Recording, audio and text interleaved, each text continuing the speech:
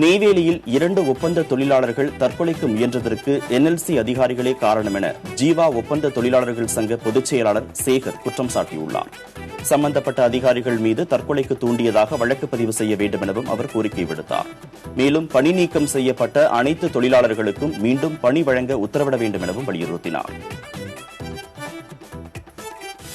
NLC நிர்வாகம் மனிதவள மேம்பாட்டுத் துறை என்ற அமைப்பு வைத்திருக்கிறதே தவிர மனித நேயத்திற்கு விரோதமாக தொழிலாளர்கள் தற்கொலை செய்து கொள்கிற வகையிலே இன்றைக்கு செயல்பட்டிருக்கிறது.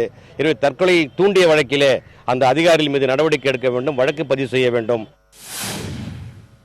வேலூர் மாவட்டம் ஆம்பூரில் 7 லட்சம் ரூபாயை வழிப்பறி செய்த வழக்கில் 3 பேர் கைது செய்யப்பட்டனர். கடந்த 6ஆம் தேதி தனியார் நிறுவன ஊழியர் பிரசாத்திடமிருந்து 7 லட்சம் ரூபாயை 3 பேர் கொண்ட கும்பல் வழிப்பறி செய்தது. இதில் கஸ்பா பகுதியைச் சேர்ந்த வினோத், அசோக் குமார், முனுசாமி ஆகியோர் கைது செய்யப்பட்டனர். அவர்களிடமிருந்து 1.5 லட்சம் ரூபாய் பணம் மீட்கப்பட்டது.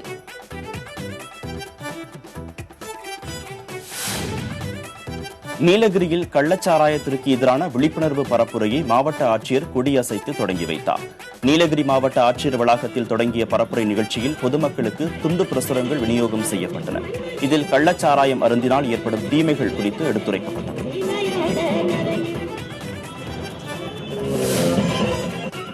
மீத்தேன் திட்டத்தை தமிழக அரசு முற்றிலுமாக நிராகரிக்க வேண்டும் என்று மீத்தேன் திட்ட எதிர்ப்பு கூட்டமைப்பினர் வேண்டுகோள் விடுத்திருக்கின்றனர். நாகை மாவட்டம் மயிலாடுதுறையில் செய்தியாளர்களை சந்தித்த அதன் தலைமை ஒருங்கிணைப்பாளர் ஜெயராமன் தமிழக அரசு காவிரி படுகையை காப்பாற்ற வேண்டும் என்று கோரிக்கை விடுத்தார். மீத்தேன் எடுக்க அனுமதி கிடையாது என்று பசுமை தீர்ப்பாயத்தில் அரசு தெரிவிக்க வேண்டும் என்றும் அவர் கேட்டுக் கொண்டார். காவிரி படுகையை காப்பாற்ற வேளாண் மண்டலமாக அறிவிக்க வேண்டும் என்றும் அவர் வேண்டுகோள் விடுத்தார். விழுப்புரம் மாவட்டம் உளுந்தூர்பேட்டை அருகே தொடக்கப்பள்ளியில் கற்பூரத்தால் சூடு வைத்த ஆசிரியை தாக்கல் செய்த ஜாமீன் மனுவை தள்ளுபடி செய்து நீதிமன்றம் உத்தரவிட்டுள்ளது. கடலூர் மத்திய சிறையில் அடைக்கப்பட்டுள்ள ஆசிரியை வைஜெயந்தி மாலா ஜாமீன் கோரி உளுந்தூர்பேட்டை நீதிமன்றத்தில் மனு தாக்கல் செய்தார். இந்த மனு நீதிபதி ரோஸ்லின் முன்பு விசாரணைக்கு வந்தது. இதனை விசாரித்த நீதிபதி ரோஸ்லின் ஜாமீன் மனுவை ஏற்க இயலாது என கூறி தள்ளுபடி செய்தார். நாமக்கல் ஆட்சியர் அலுவலகத்தில் கல்லங்குளம் ஊராட்சி மன்ற தலைவர் சுரேஷ் நாராயணன் தீக்குளிக்க முயற்சித்தார். அப்பகுதியைச் சேர்ந்த சிலர் அடிப்படை வசதிகளை செய்ய விடாமல் தடுத்து வருவதாகவும் இதுகுறித்து மாவட்ட ஆட்சியர், காவல்துறை, வருவாய்த்துறை என பலருக்கும் மனு அளித்தும் எந்தவித நடவடிக்கையும் எடுக்கவில்லை என்றும் அவர் குற்றம் சாட்டினார். திருவண்ணாமலை மாவட்ட ஆட்சியர் அலுவலகத்தின் முன்பாக அரை நிர்வாணத்தில் பிச்சை எடுக்கும் போராட்டத்தில் விவசாயிகள் ஈடுபட்டனர்.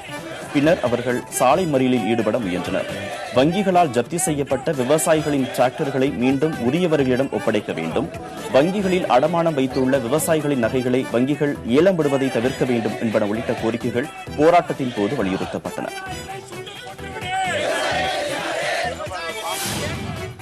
நாகை மாவட்டம் மயிலாடுதுறையில் இருக்கும் காவிரி கடைமடை ஆறுகள், வாய்க்கால்களை தூர்வார விவசாயிகள் கோரிக்கை விடுத்திருக்கின்றனர். கடைமடை பகுதியான காவிரி, அதன் துணை ஆறுகளான மஞ்சளாறு, வீர சோழனாறு, ராஜன் வாய்க்கால் ஆகியவை தூர்வாரப்படாமல் இருப்பதாகவும் தென்மேற்கு பருவமழை தொடங்க உள்ளதை கவனத்தில் கொண்டு பணிகளை விரைந்து மேற்கொள்ள வேண்டும் என்றும் அவர்கள் கோரிக்கை விடுத்தனர். கிருஷ்ணகிரி மாவட்டம் ஓசூர் அருகே உள்ள பேடரப்பள்ளி ஏரியில் தொழிற்சாலை கழிவுநீர் கலப்பதாக புகார் தெரிவித்தனர். முக்கிய நீர் ஆதாரமான ஏரியில் கழிவுநீர் கலப்பதால் சுகாதார சீர்கேடு ஏற்பட்டு பல்வேறு உடல் உபாதைகளுக்கு ஆளாவதாக அப்பகுதி மக்கள் வேதனை தெரிவித்தனர். இதுகுறித்து சார் ஆட்சியரிடம் கேட்டபோது இதுவரை எந்தவித புகாரும் வரவில்லை எனவும் புகார் அளிக்கப்படும் பட்சத்தில் நடவடிக்கை எடுக்கப்படும் எனவும் கூறினார். குளித்தலை அருகே 500 மங்கலத்தை சேர்ந்த வெற்றிவேல் ஓமன் நாட்டில் உயிரிழந்ததை அடுத்து அவரது உடல் சொந்த ஊருக்கு கொண்டுவரப்பட்டு அடக்கம் செய்யப்பட்டது. கடந்த 2ஆம் தேதி பணியில் இருந்தபோது மின்சாரம் தாக்கி உயிரிழந்ததாக தகவல் கிடைத்தது. மனைவி அனிதா கணவரின் உடலை பெற்றுத் தருமாறு மாவட்ட ஆட்சியரிடம் கோரிக்கை விடுத்ததை அடுத்து வெற்றிவேலின் உடல் சொந்த ஊருக்கு கொண்டுவரப்பட்டு அடக்கம் செய்யப்பட்டது.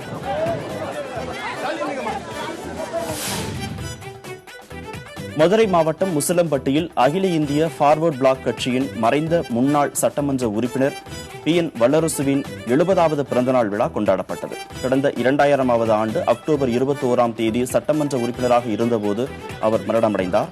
அவரது பிறந்த நாளை ஒட்டி முன்னாள் சட்டமன்ற உறுப்பினர் கதிரவன் தலைமையில் கட்சியினர் அவரது நினைவிடத்தில் மாலை அணிவித்து மரியாதை செலுத்தினர்.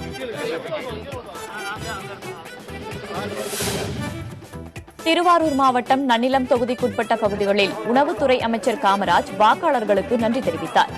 சட்டப்பேரவைத் தேர்தலில் பெற்ற வெற்றி வேட்பாளர்கள் வாக்காளர்களுக்கு நன்றி தெரிவித்து வரும் நிலையில் அதிமுக சார்பில் நன்னிலம் சட்டப்பேரவை தொகுதிக்குட்பட்ட வண்டாம்பாளையம், கங்களாஞ்சேரி, பெரும்புகலூர் பகுதிகளில் வீதி வீதியாக சென்று வாக்காளர்களுக்கு அவர் நன்றி தெரிவித்தார்.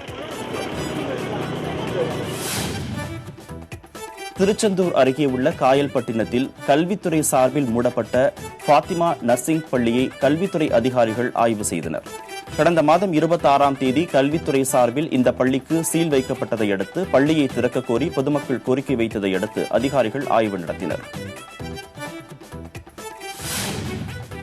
பரமத்தி வேலூர் அருகே நன்சை இடையாறு பகுதியில் 4 லட்சம் ரூபாய் மதிப்புள்ள பாய்முடைய பயன்படுத்தும் கோரைக்கு அடையாளம் தெரியாத நபர்கள் தீ வைத்தனர். அறுவடை செய்யப்பட்டு ஏற்றுமதிக்கு தயாராக கோரை வைக்கப்பட்டிருந்த நிலையில் இந்த சம்பவம் நடைபெற்றது. பரமத்தி வேலூர் காவல் நிலைய போலீசார் விசாரணை மேற்கொண்டுள்ளனர். விழுப்புரத்தில் உள்ள காய்கறி சந்தையை வேறு இடத்திற்கு மாற்றக் கோரி 150க்கும் மேற்பட்ட காய்கறி கடைகளை அடைத்து வியாபாரிகள் போராட்டத்தில் ஈடுபட்டனர்.